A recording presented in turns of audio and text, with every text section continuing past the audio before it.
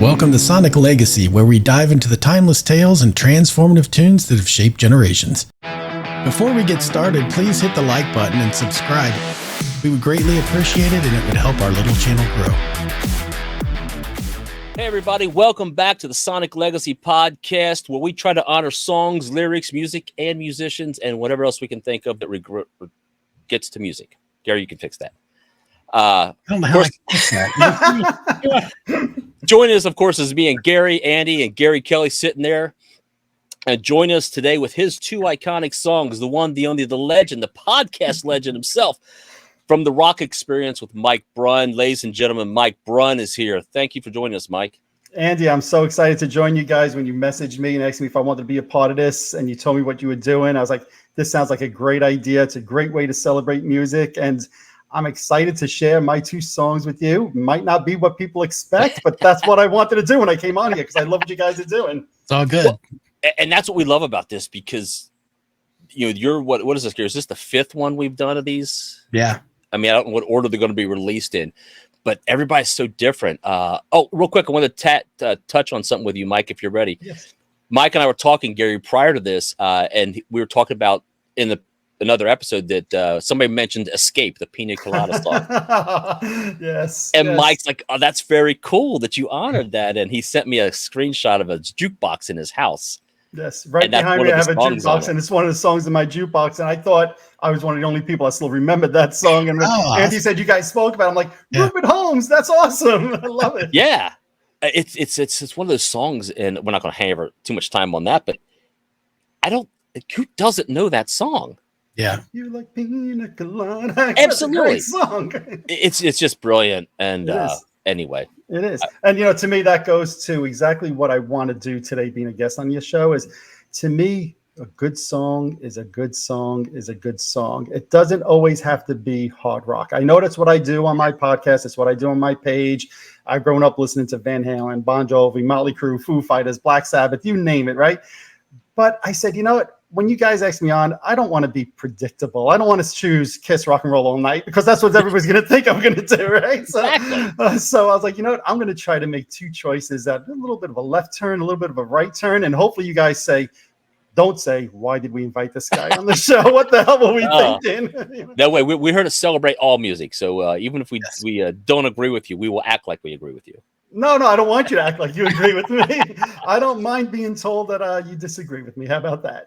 All right, well, let's do it, Mike. Give us a song and give us some information, the whys and what fors of why you think it's iconic, why it will stand the test of time. Absolutely. So my first choice is from a band who, I'll say, from day one of their existence, was kind of pissing off the establishment, right? And I'm not usually one that kind of gears towards that, but this band to me just had it all. The debut single from the Sex Pistols, Anarchy Anarchy for the UK, right? Released November 1976. I am an anti-coaster. I am an anarchoaster. Don't know what I want, but I know how to get it. I wanna get Now, for me, I was only 6 years old when this song came out, right? I didn't actually even know about the Sex Pistols until like 84, 85 time period. At that point, they're no longer even a band. They don't exist. John Rotten, now John Lydon, doing his pill thing. And I remember talking as a teenager to somebody at work. I had a little part-time job, and I'm like, yeah, I really love all types of music. I listen to rock. I listen to some pop music. And her name was Patty. I remember as clear as anything. She goes, well, do you listen to punk rock? And I looked and I said, I hate to admit this, but I was like, what's that?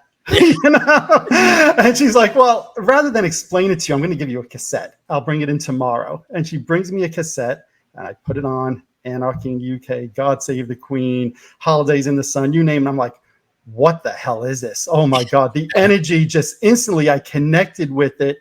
Look, John Rotten, that's what I'll call him for this, right? John Rotten is never going to be a top 10 singer. He's never going to be a top 100 singer, probably. But that attitude that he displayed and that aggression in his voice was just so perfect for this song, Anarchy in UK. And it was just something that connected with me. Now, I know we're talking about legacy and honoring these great songs. What I love is that this is not a song that charted, really. This was, I know it hit like 38 in England. It was the highest. That's it. Nowhere else in the world did this song chart. Yet, fast forward, And how many bands are covering this song now, 20, 30, 40 years later, right? And, you know, even though maybe musically they weren't the most talented, although I love them, he wasn't the greatest singer, although I love him, right? There is something there in that attitude in that song that to me is just, I love it to this day. And I love that to this day. Like if I put on the Sex Pistols, my wife would be like, shut that crap off. What are you listening to? And I love that even all of these years later, the Sex Pistols could still have that kind of effect on people. This song could still have that kind of effect on people. So that's where I'm starting my discussion on this. And I have some more stuff I could talk about with this, but tell me if you think I'm crazy or not, guys. Well, listen, I can't speak to Gary, but I mean, punk was never on my radar. Having said that, there are some Ramones songs that I love. Yeah. I look at people all the time who look at me strange, and I look up and say, "Hey, Gabba, Gabba, hey," and I just walk on, and I let them think about what I just said. And Anarchy in the UK is I think a great song, and I love it, and I like the fact that the world needs bands like the Sex Pistols and I dare I say it, like a Nirvana.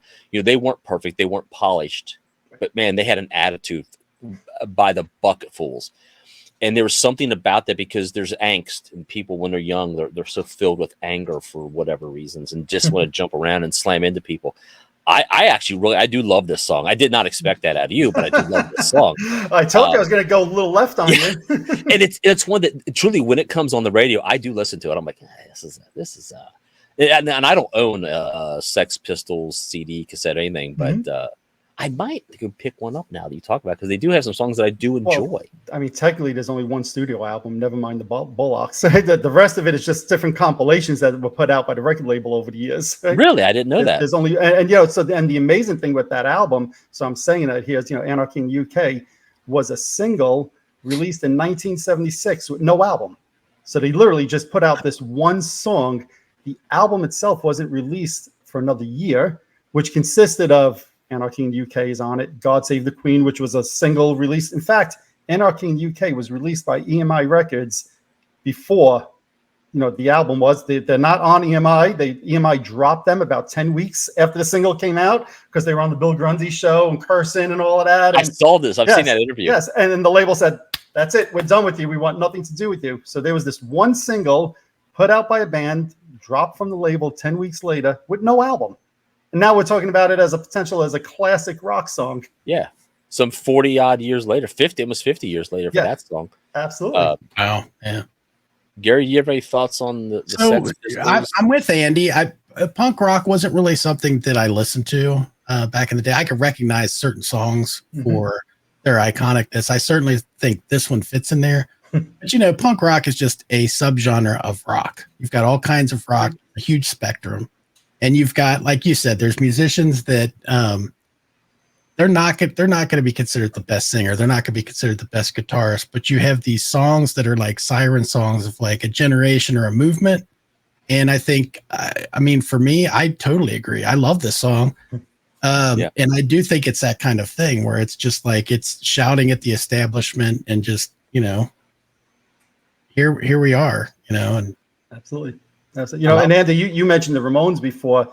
The Sex Pistols was my gateway to Ramones as well. You know, so you know, even though I'm a New York guy and the Ramones was a New York band, I actually found the Sex Pistols first. And after learning this, I'm like, well, what other bands are big in the punk rock era? You know, and I went and checked that stuff out. But to me, it started for me with this song. It was the first song on that tape that woman, that girl, whatever, Patty lent me, and I was like, what is this? Like when it first started, Gary, to your point, I'm like, all right, that sounds like a regular rock song. You know, what makes this punk rock? And then he started singing. I'm like, yeah, I get it. I get it. There's a little bit more of an attitude in this, but so you guys are both not punk fans necessarily, which doesn't surprise me, right? Because look, the album took 10 years to go gold, you know, so it's not like this thing was flying off the shelves here, you know, and which is what I think is pretty cool when we talk about the influence it had on bands. This was not a big seller by any means, you know, but for you guys, when you hear the Sex Pistols, do you think Sid Vicious? Yes. Right. So here's a fun fact, Andy. Sid Vicious had nothing at all to do with this song. Nothing. Zero. Zilch. He was a year until he was going to be in the band. Did not write. The original bassist wrote most of the music for the song, Glenn Matlock, right? Sid Vicious, nothing to do with it. Yeah. So it's interesting is our ignorance, my ignorance, is Sid Vicious, I think, overshadowed the Sex Pistols. Yes. And what little I know about him, like he wasn't very talented. I don't know that he could actually play the bass. No. They brought him into the band because of a look, and he was friends with John Ron. Right. And whatever. But that's what we know. He overshadows even Johnny Rotten. And the thing is, what I'll say about this, and this is where I can go off on the whole Rock and Roll Hall of Fame issue, and I won't, but I could, is how many bands, if you looked at a family tree of rock and roll, how many bands that people love today started with the Sex Pistols that have that same attitude? I mean, you could probably say Guns N' Roses probably has deep in their pockets is some Sex Pistols because of their attitude. I probably Rage Against the Machine. I'm sure Morello probably has a Sex Pistols influence in him. And, you know, while we may not even love that music ourselves, because Gary and I mean, were hair band guys from the 80s. Yeah, same. But I think the world needs bands like Rage Against the Machine and the Ramones and Sex Pistols and, you know, definitely Guns N' Roses, at least one album. Absolutely. But, you know, Andy, to that point, so, you know, like I said, I got into the Sex Pistols. I got into this song in the early, like 84, 85 time period. Fast forward a few years later, Megadeth, Motley Crue, Skid Row, they're all covering the Sex Pistols. Yeah. Some of them doing Anarchy in the UK as well. You know, so, you know, it's kind of funny how it became like that those hair bands really attached themselves to this punk band. You know, I don't know if they just thought it gave them some kind of, you know, credence in the industry that they were connecting to it, or what it was. But a lot of the bands that we grew up listening to actually, and that's why I said I have to choose this song, because it was like, you know what? It's punk rock, but it actually influenced a lot of that music we grew up listening to in the 80s. Right.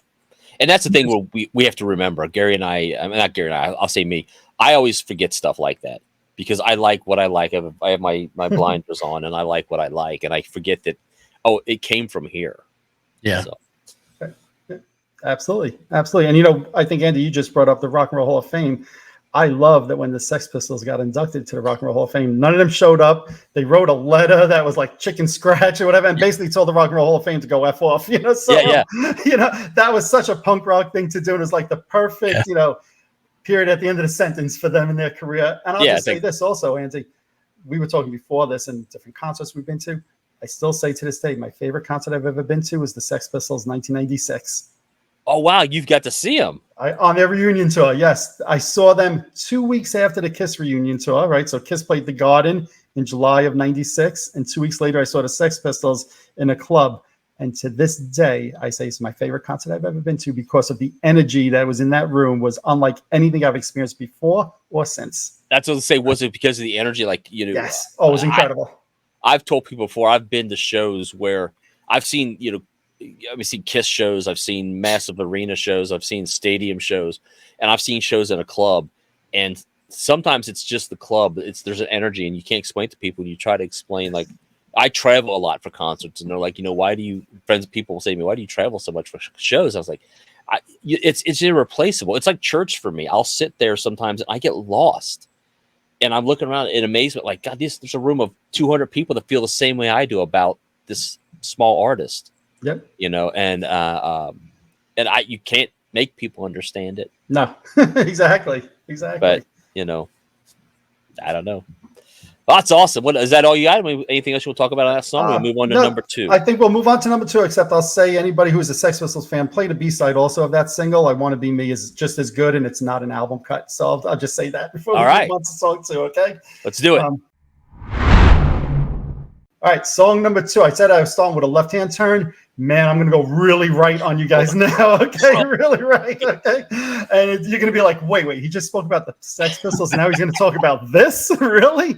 And I was listening to both of these at pretty much the same time, which is what I love, right? So hopefully you guys don't literally just disconnect me right now. So I'm going to go with the Queen of Pop herself. My second choice, Like a Virgin from Madonna, okay? So, wow. That is...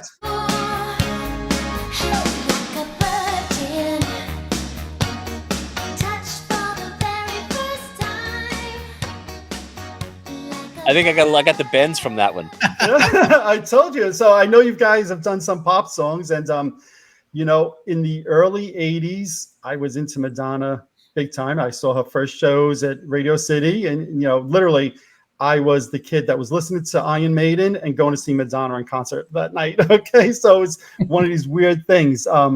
I happen to think this song, "Like a Virgin," is just I'll say one of the perfect pop songs, right? Yeah.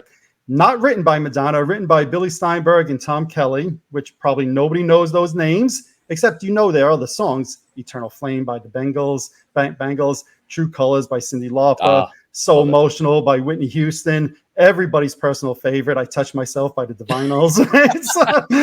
You know, they wrote with the Pretenders, I'll Stand By You. They wrote with Pat Benatar, "Sex is a Weapon," right? They've clearly got a big repertoire of songs under their name, right? That's but great. what I love about this is, you know, obviously people know Madonna, they know this song, and they know like that raunchiness that Madonna brings to this song. And I don't think you could separate the song from Madonna, except if you go back and listen to the demo, the two of them wrote it.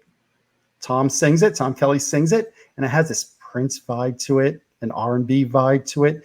And it's actually written from the point of view of a guy, and it started off as a love song, believe it or not. Okay. Whoa. So Tom Kelly had just broken up with a girl, met somebody new, was excited about this relationship, and he was like, you know, this is something shiny and new. I feel like a virgin. That's the lyric in this song, right? And he was doing it like as a love song to his new girlfriend. If you think at the beginning of the song, "I made it through the wilderness. Somehow I made it through. I didn't know how lost I was until I found you." Those are meant to be love lyrics, not That's a great line. Sexy and raunchy like Madonna. She sang those words, but when Madonna sang it, it became something very different to a lot of people, you know? So that, and I have more that I can talk about this song. Now I know I lost you a little bit with the first one. You're like, Andy's like, why did I invite this guy on the show? But I warned you I was going to go a little different on you for this one. Next time I'll give you some standard songs. And I'll say this, that song, I would say, because that was her first single, am I correct? No, it's the first single from her second album. Okay. The first album had songs like "Lucky Star," "Borderline." Oh, okay. You know, things like that. This was the song that really took off her career. Well, see, this was the catalyst that put her into a stratosphere. Yes, if I remember correctly. Absolutely. And that's a song that made young girls dress differently. Absolutely. So, in our high school, girls were trying to dress like Madonna. I mean, it was well, great for the guys because it was a great look. Not to get weird, but you know. Why not? We're already there. You know, it's funny. When you talk about you're listening to Iron Maiden and Madonna, my playlist on my phone would be. I have a lot of crazy. You know, I'd have Maiden, and I also have like Barry Manilow, because I love a song. A song is a good song is a good song. You said it earlier. It doesn't matter. And, you know, we used to be, you know, you'd roll your windows up. If like Escape came on, you'd roll your windows up. I wouldn't be singing along to the Pina Colada song. You kidding? I'm listening to Metallica. Right. But in your deep down, I'm like, God, I just love a great song. And then, you know, Gary and I have been friends and songwriters and all that, played in bands together. I think part of our bonding was over good songs, good songwriting. Sure. And that's what again, it all comes back to this whole podcast is to honor the legacy of songs. And that is a song that will truly stand the test of time. That song will be here forever. And it will define an era of music. And I mean, she's still, I guess, somewhat relevant even today. Oh, she just played to a couple of million people in Brazil a couple of weeks ago. Not bad. Not bad since J-Lo just canceled her tour. So there you go. Oh, man. And you know what? I want to say this, and then Gary, I'd like to hear your thoughts as well. So many people, when they hear this song, they think of her performance on the MTV Awards, rolling around on the floor and all of that. Yeah. What people all these decades don't realize is that performance was about almost 2 months before the song came out. When she did that performance, nobody had heard the song before. That was the first time they'd heard the song. And she claims now her rolling around on the floor and all of that was because she had lost her shoes coming down like this cake that she was coming down. And she was rolling around the floor picking them up. If you actually watch the video closely, and I have many times, when she does actually pick up her shoes when she's rolling around. And I think it was all intentional. I think she kicked the shoes off, Yes. went roll around in it. She was, to me, a brilliant marketer for herself, right? But yeah, a lot of people don't realize that performance was actually 6-8 weeks before the song actually ever came out. Wow. Yeah. Yeah, I didn't know that. Yeah. Well, What a fascinating pick, because at first I was going to say, when you're saying I'm going to take a right hand turn, you're like, you're not going to see this coming. I was like, he's going to say ABBA, I thought, Yes. Dancing Queen or something like that. Queen's going to come out, Which I would agreed with completely. which I was like, Andy's going to be happy about this one. So there was a little bit of shock when you first said it for me, because I just wasn't there. Although, in the iconic song, kind of episode 0 thing where we talk about this, that is one of the clips from one of those songs that's in there. And so I definitely recognize it that way. My wife was a huge Madonna fan. And while I wasn't really much of a fan, I recognize, we've talked about this before, Andy. I know that Mike was a part of this, but we talked about pop songs and stuff before, and how we're suckers for pop songs. We're suckers for good songs. I am. Which you're kind of iterating here anyway. I have to tell you, I think I'm more shocked by the story about it and the writing about it, because I never really paid much attention to the lyrics. Mm-hmm. And hearing them now, I'm like, wow, like that is like eye-opening. Right. I never really thought about those lyrics before, but that's great. That's a great story too to go with it. So, man, awesome pick. Well, and I want to say real quick to honor the songwriters. You mentioned "I'll Stand by You." That is quietly one of my favorite songs. That is on a playlist of my phone. That it comes on. I saw the Pretenders at a music festival, and they played that song, and I sat there. I was like, "Oh my god!" Like, my wife was wanting to move, and I was like, "Oh, I got to hear the song." She goes, "This song?" I was like, "I love this song." I'm sorry. Can I do a quick aside? Yeah. What would you call a cover band that only plays Pretender songs? The Pretenders. I almost said the Pretenders. Like, wait, no, that's the name of the band. The New Pretenders. The New Pretenders. Ooh, I like that, Andy. The new originals. The New Pretenders. I like that. My little spinal tap. What's funny, Mike, and I think what really, with your two picks, the Sex Pistols kind of made sense. When you look at your background, you see all the Kiss memorabilia, and I know you as a Kiss guy. Yes. Mm-hmm. To then go, of all the songs in the universe, Mike is like, Madonna. Like, well, because I said I wanted. Because you could have picked a Kiss song. I know, but that would have been too obvious. I could have picked Van been Halen. I could have picked Black Sabbath. I know that, and then people would expect that, right? But when you come back, and I will definitely do. We'll that do a when metal I come version. Back. Yes, absolutely. But to me, and one of the things I wanted to stress with this episode, because again, I love what you guys are doing. I feel personally, when people listen to music, they sometimes listen in a box a little bit. Yes. And I started off saying before, a good song is a good song is a good song. And you guys have highlighted some great rock songs. You spoke about a little bit some pop songs. And that's the way I grew up listening to music. Even though most of the music was hard rock, I loved Survivor. I loved Prince. I loved Madonna. I loved all of that time. I've seen George Michael in concert, right? Before he passed away. Wow. I've seen Prince in concert. I've seen Madonna in concert multiple times, right? In the 90s, I loved Jewel. I thought she was an amazing singer, right? So I loved all that type of stuff. And that's part of what I wanted to do on this episode is people who watch and say, there's more than just the hard rock. And if I came in and just did the two hard rock things, it would to me, it would be almost boring, Be on point, yeah. And I won't lie, I did notice when you sent me the first episode you guys did, I did notice a little Like a Virgin clip in the front. So I'm like, hopefully I'm safe with that. Hopefully.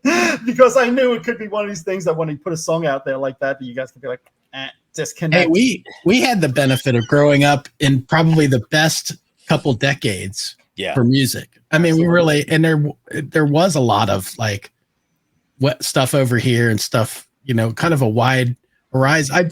Andy and I have talked about this before. I mean, growing up, I had a very narrow window of music that I listened to.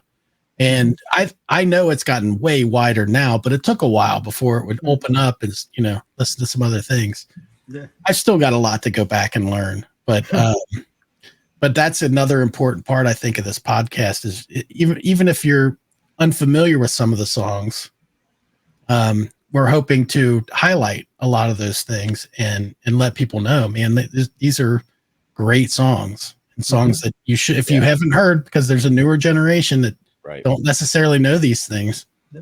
here's some songs you should check out. I mean, we're just compiling a massive list, and it's not just Gary and I's opinion; it's other people's opinion. Mike, we talked earlier. I mean, Gary, we all have kids that are young. My daughter's 18, and she loves rap music. But every now and then, I'll get a weird phone call from her, and she'll be like, "Hey, Dad, your top 10 Motley Crue songs," and I was just like, "What? Well, is this a game show? Is this a quiz?" And she's like, "Oh no, I'm cranking Motley Crue." I'm like, "You're cranking Motley Crue," and then I'm like, "Oh, maybe there's some hope." Yeah, and I've taken her. I speak endlessly. Thank you to Gary for getting me into a guy named Butch Walker, and it's the one thing my daughter. This is totally soft this topic here, but her and I we're going down with Gary in October to see the Marvelous Three do a reunion shows, and my daughter, who is a 18-year-old, loves rap. She calls me. She goes, "Are we going to those shows? And are we staying? Are we going to be in the front row?" And I said, "Absolutely." So while she loves it, I have some influence, and she used to come see our band play all the time. I used to drag her out, 5-year-old kid in her pajamas, watching Gary and I doing Jesse's Girl. And that's awesome. Another great pop song. And I love Jesse's Girl. I want to get my rock cred back. So you want? Yeah, go. You want to know? And I didn't realize this until I actually started to put my notes together for this episode. What's the connection between the two songs I chose, Anarchy in UK and Like a Virgin? I did not do this purposely, but you ready for this? Yeah. Both of them were covered by Motley Crue. What? Do you have audio proof of the Like? Oh yeah, they released that in 2018 or 2019. Whenever they 2021, whenever they reunited and they put out like The Dirt and like 2 or 3 other songs. One of them was a cover, and it's not good. I'll be honest, it's not good.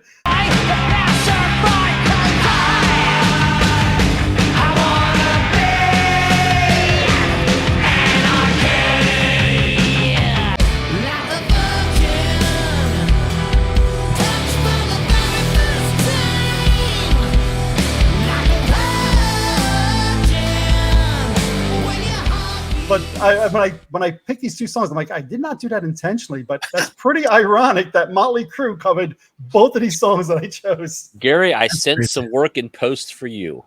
Yeah, thanks. So after Mike says that, he's going to pop up a video right here of our audio. Now I have to hear it. Now I have to hear it. I think I've played it twice. I much prefer the Madonna version, but yes, Motley Crue actually did cover both of these songs. I love it. That's crazy. And then just again, I want to try to get some rock cred back here with you guys. So the drummer on this song is none other than Tony Thompson, who actually was the drummer playing with Led Zeppelin at Live Aid and played with other artists as well, right? So a great drummer. And that's one of the things I love about these pop songs from the 80s. Real musicians are on them. Yeah. Real musicians. I just want to shout him out because I think he's a great drummer. Yeah. Yes. Oh, that's fantastic. Yeah. I'll tell another quick little story. You talk about narrow scope of music, Mike. 2 CDs in specific in my life that I bought the CDs and did not think they were any good. Gary borrowed them and called me and goes, "Man, what's wrong with you?" Empire by Queensryche. Okay. And Cherry Pie by Warrant. Okay. I had them. I was like, these things are horrible. Give it to Gary because he goes, "Dude, what's wrong with you?" These things are amazing. And now they're 2 of my favorite CDs of all time. But that's how, you talk about narrow. That's funny. And I'll say this. I loved Warrant. I saw them open for Paul Stanley in '89 on his Paul Stanley solo tour, and that's when I became a fan. I saw Warrant open up for, God, I don't even remember who else, but literally I was one of 3 people there to see Warrant. Just before they had any hits, before Heaven was a hit or whatever.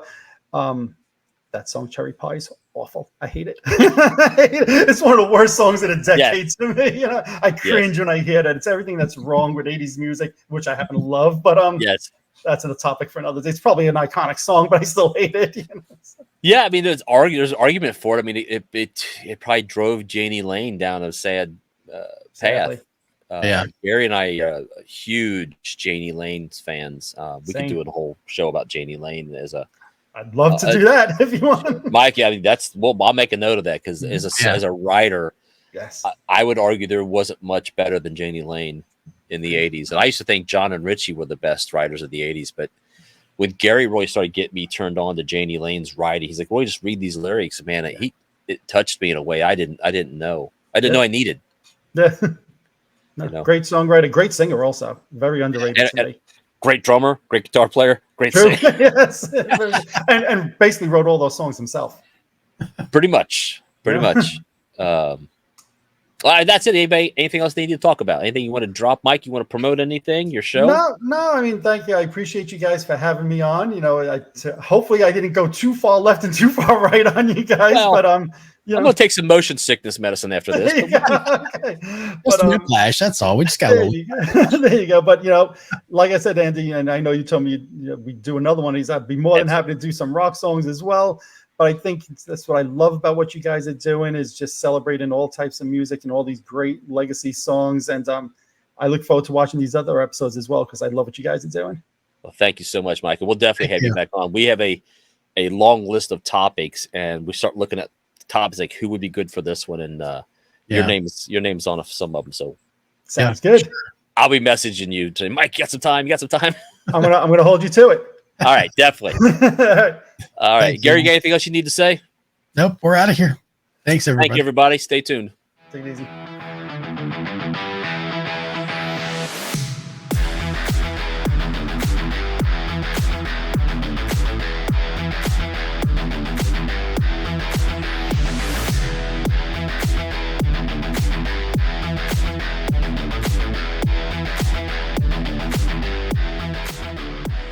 This has been a Touch of Madness production, brought to you by the creative minds at Tommy Twins Media.